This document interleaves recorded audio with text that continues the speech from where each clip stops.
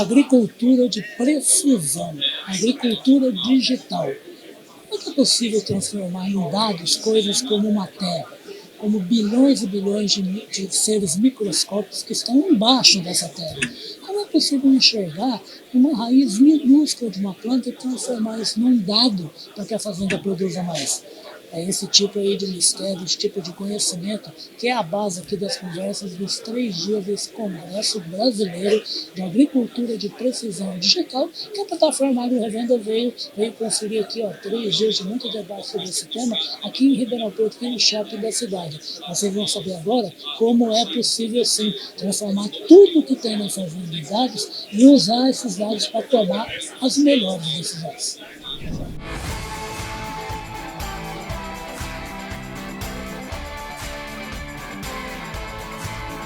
A gente começa as nossas conversas aqui no Congresso Brasileiro de Agricultura de Precisão, falando com quem? Falando com o engenheiro agrônomo, o homem que já ocupou a Secretaria de Estado da Agricultura aqui no estado de São Paulo e prefeito por 2 mandatos seguidos aqui, Duarte Nogueira. Prefeito, bem-vindo aqui ao Papo de Prateleira, a plataforma Agro Revenda, todos os produtos aí da empresa do Cairão.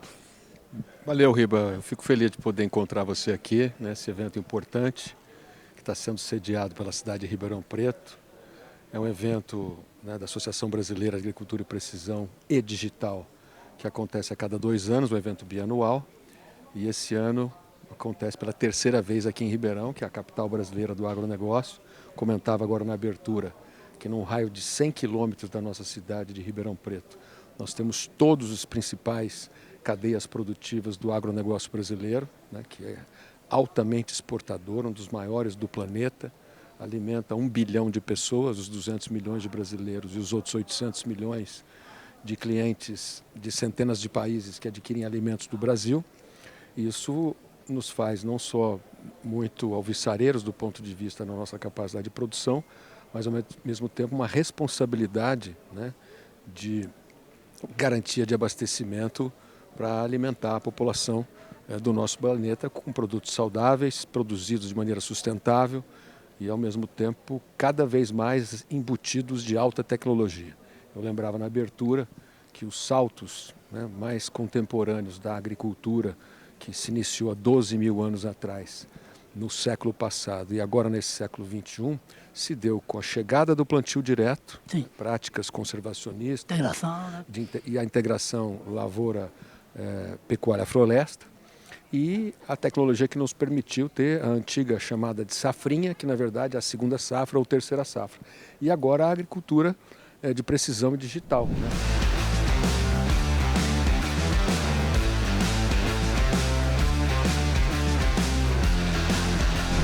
Agora a gente está aqui ao lado de um engenheiro elétrico, ele que é o homem que comanda aí desde agosto a Associação Brasileira de Agricultura de Precisão Digital, é o Márcio Albuquerque. Ele vai falar aqui para a gente qual é a velocidade aí, aonde a gente chega para ter uma agricultura que se obtém todos os dados da área, da fazenda, do produtor rural. Em primeiro lugar, bem-vindo aqui à plataforma Agro Revenda, tá, Márcio?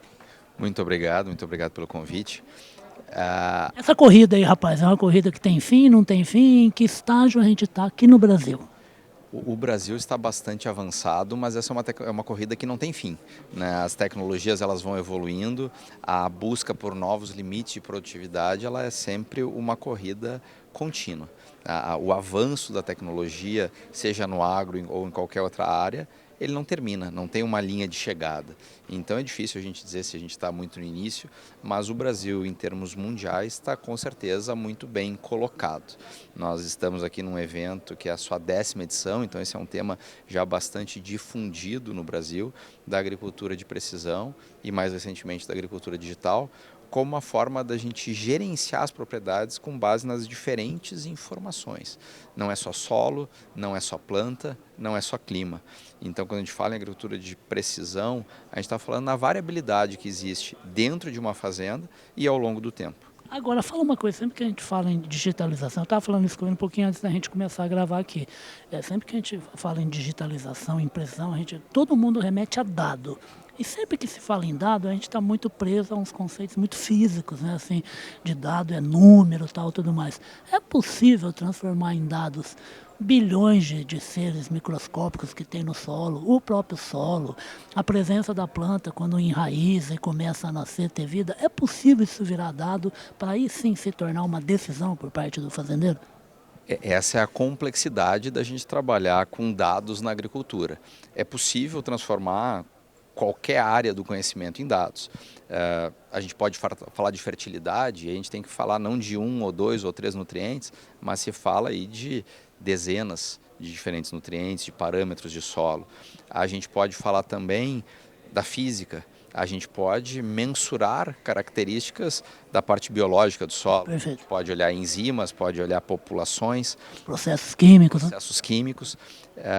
E justamente essa complexidade do solo, essa complexidade do agro, das dezenas ou centenas de decisões que o produtor tem que tomar, com que fazem que a gente, mesmo numa agricultura bastante evoluída, a gente não tem uma agricultura totalmente automatizada que independa de análise de decisões do produtor e do seu agrônomo. A gente parou aqui para quê? Para mostrar, falar de um equipamento super bacana. Eu estou aqui com o super Ricardo Gotardo. Ô Ricardo, vem cá, chega pertinho de mim. Essas imagens que vocês estão vendo aqui, gente, de equipamento que faz pulverização na fazenda, ela veio e está aqui, ó, representada por esse equipamento aqui que o Ricardo que trabalha na Smart Sensing, ele que é o gestor aí da área comercial em São Paulo, em Minas Gerais. Fala uma coisa, Ricardo, primeiro, bem-vindo aqui ao Papo Prateleira. O que está acontecendo aqui, rapaz? Okay, obrigado aí pela visita. Essa daqui é uma bancada que simula o equipamento que foi mostrado ali, ou seja, o sensor ele vai detectar a erva daninha e só vai ligar o bico onde realmente existia ali a erva daninha. Então é um sistema que ele otimiza o uso de produtos,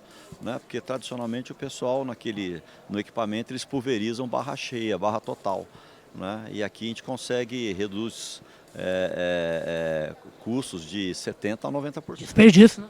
É desperdício, exatamente. Você está jogando herbicida onde não precisa se você jogar total. Aquele só joga onde realmente tem, né? Então aquele tem até uma folhinha ali que simula.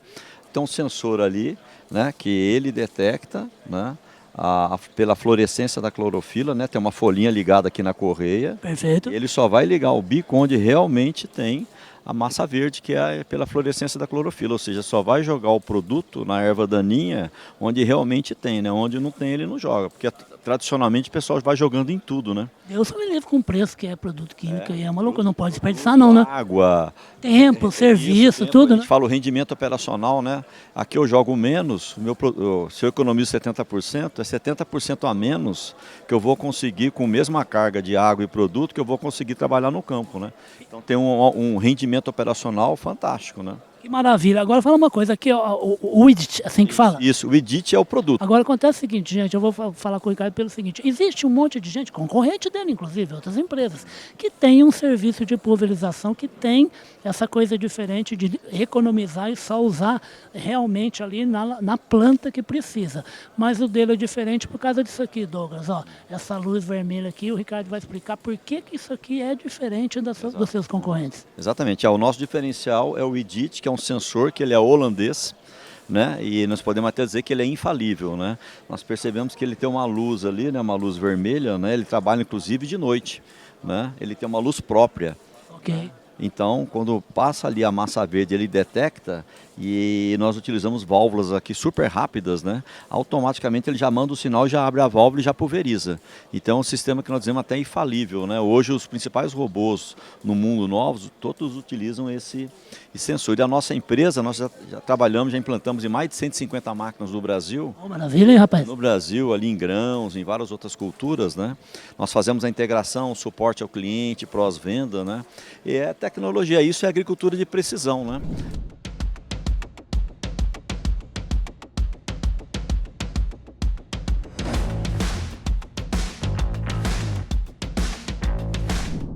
Ei, Brasilzão, velho sem porteira, são quase 9 milhões de quilômetros quadrados, é terra que não acaba mais, ó, e tudo que está na terra e embaixo dela é muito importante da gente conhecer. Quem conhecer o fazendeiro, o produtor rural, ele precisa saber em que solo ele está jogando semente, ele está jogando fertilizante, ele está jogando defensivo para colher bem e colher muito mais.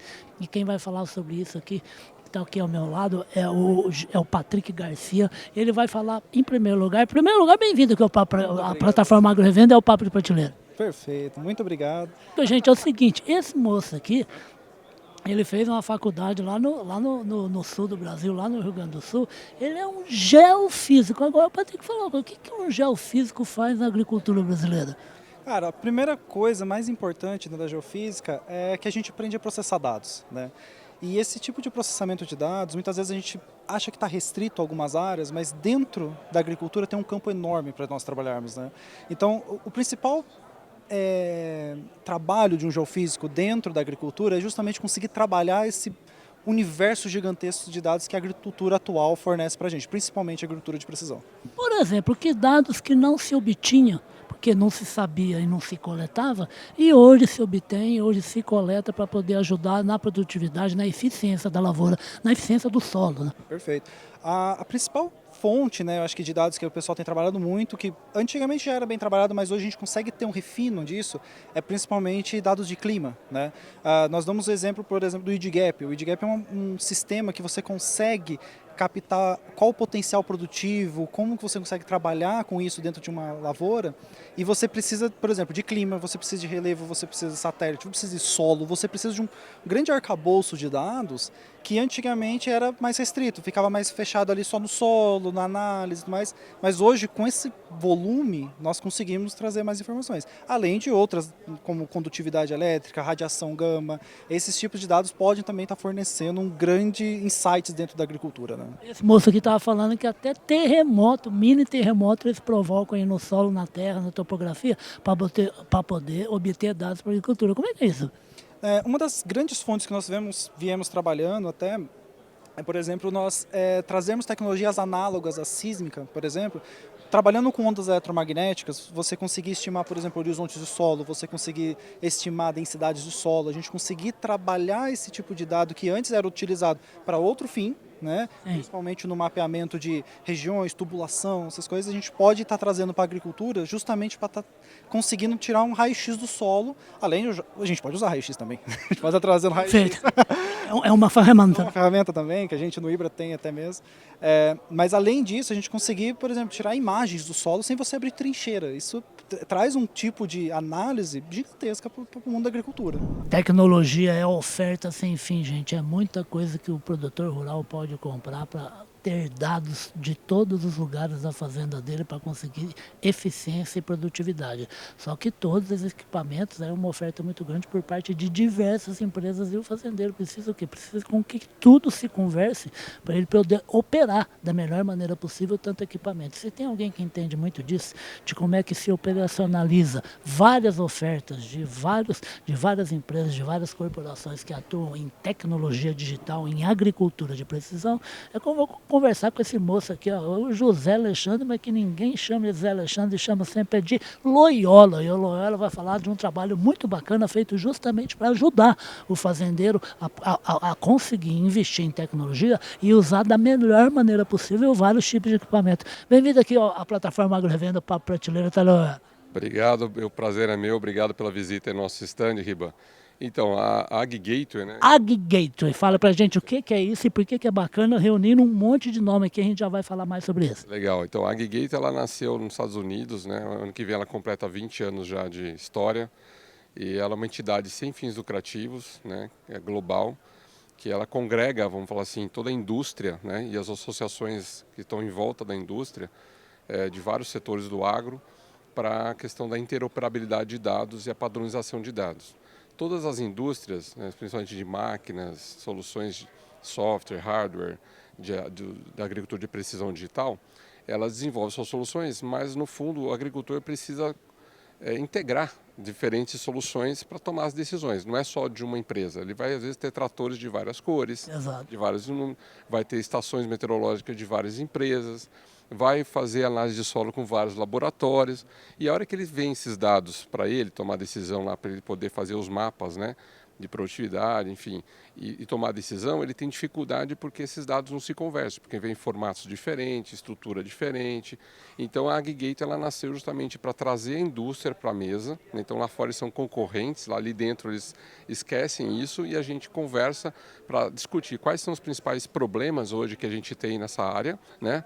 Você sabe, deixa eu reforçar só para você que ontem, no primeiro dia do evento, o que foi realmente a primeira palestra, que foi um norte-americano que esteve aqui, falou exatamente disso, né? Ele falou a respeito, exatamente, um fazendeiro na sede da fazenda como se operasse uma nave, operando vários equipamentos. É mais ou menos isso que você está falando. Né? Por exemplo, você estava dando um exemplo aí hoje, por exemplo, você vai numa fazenda, o trator, uma colheitadeira, ele tem vários monitores.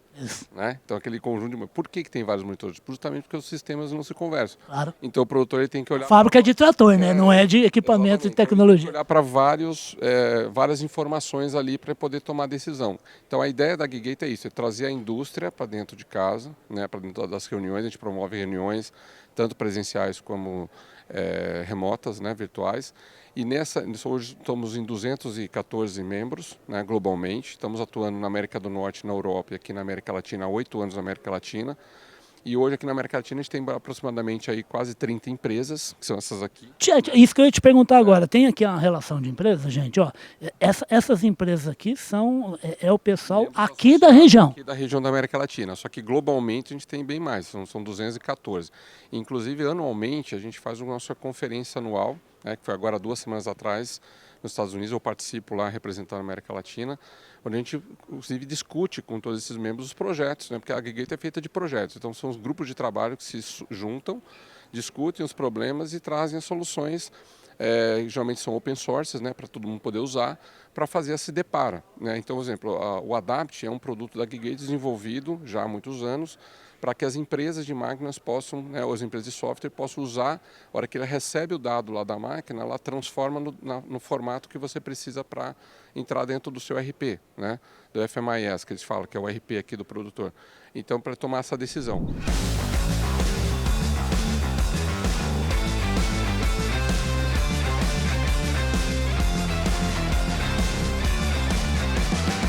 Aqui ao lado do Guilherme Souza da WEGTEC, e tem uma coisa que me chamou muita atenção quando eu passei aqui em frente a esse espaço, foi esse conceito aqui, ó, balanças controladoras. E o Guilherme vai explicar para a gente o que é isso e o que é que vai dar uma geral em todos os equipamentos que a empresa está mostrando aqui durante o Congresso Brasileiro. Ô Guilherme, em primeiro lugar, muito bem-vindo aqui, tá, ao Papo Prateleira. E fala uma coisa, rapaz, conceito esse, o que é uma balança controladora? Bom, primeiro, muito obrigado pela presença aí. Falando em questão de balança controladora, o que é uma balança controladora? São sistemas de pesagem que trazem informação para o agro. Então, onde não tinha informação, hoje a gente consegue ter informação de produtividade. Então, a gente consegue instalar em sistemas embarcados, como distribuidores de fertilizante, carretas graneleiras, transbordo de cana, entre diversas outras aplicações para o mundo agro e fora dele também.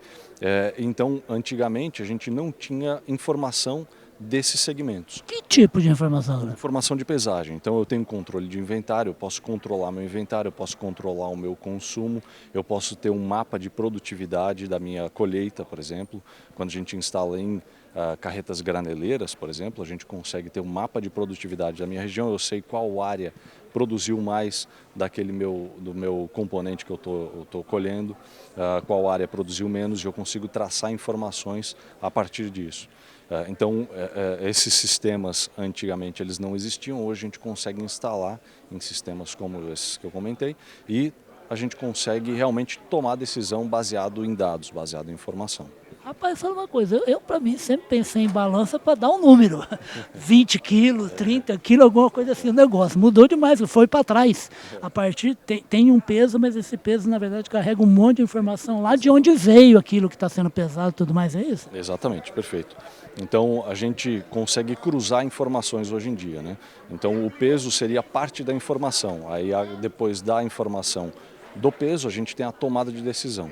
E isso cada vez mais rápido, então a gente tem velocidade de tomada de decisão em tempo real praticamente. Tá bom. Rapaz, na verdade o que você está falando, você me corrija se eu estiver falando bobagem, tá? Você está falando que, na verdade, por exemplo, está sendo embarcado uma carga de fertilizante num caminhão, ou então está sendo embarcado um grão mesmo, alguma coisa assim. O produtor rural, ele já está tendo informação a respeito daquela área onde foi plantada, várias informações, só com o ato de se pesar esse caminhão, é isso? É isso, perfeito, perfeito. Então a gente cruza informações. Eu tenho informação do peso, por exemplo, com a georreferenciação daquela área que foi colhida.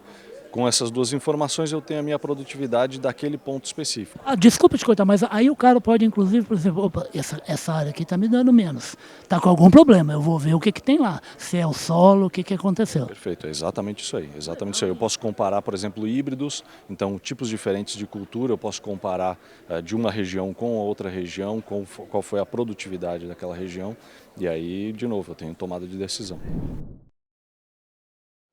Essa belezura aí é um VANT, um veículo aéreo não tripulado, e isso levanta dados que são maravilhosos para o produtor rural tomar melhores decisões.